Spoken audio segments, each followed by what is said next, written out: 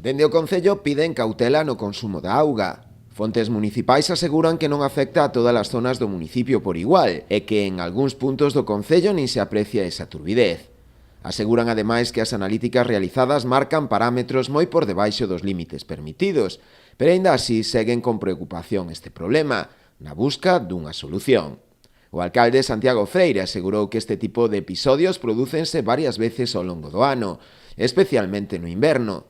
Segundo el, nos últimos anos reducíronse moito grazas ás melloras realizadas na estación potabilizadora, agardando a que se solucionen dunha vez coa reforma e mellora prevista para a planta, na que Augas de Galicia vai investir 1,3 millóns de euros. Un investimento por parte da Xunta de Galicia que vai a supoñer un investimento de en torno a 1.300.000 euros que vai a permitir optimizar e mellorar o funcionamento desa estación de tratamento de agua potable, mellorando o sistema de tratamento, o sistema de potabilización e tamén permitindo corrixir determinados episodios de turbidez e determinados episodios problemáticos na xestión desa estación de tratamento de agua potable.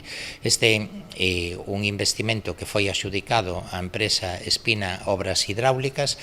Nas vindeiras datas está prevista manter unha reunión cos titulares da empresa e os técnicos de Augas de Galicia para establecer o cronograma de inicio desas obras e execución das mesmas.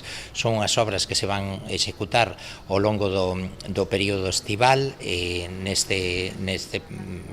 Prevese que o arranque das mesmas sea no mes de xuño deste 2024 e estamos seguros que vai a supoñer unha transformación importante no sistema de potabilización que vai a redundar positivamente na calidade de auga que chega aos veciños e veciñas de Noia.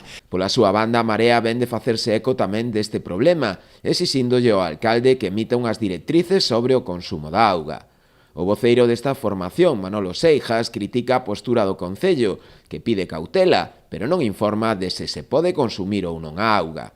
A Marea lembra ademais que nun pleno recente aprobouse unha proposta para mellorar o plan de autoprotección e a vixilancia dos ríos, pero que o grupo de goberno aínda non convocou unha xuntanza relativa a esta proposta.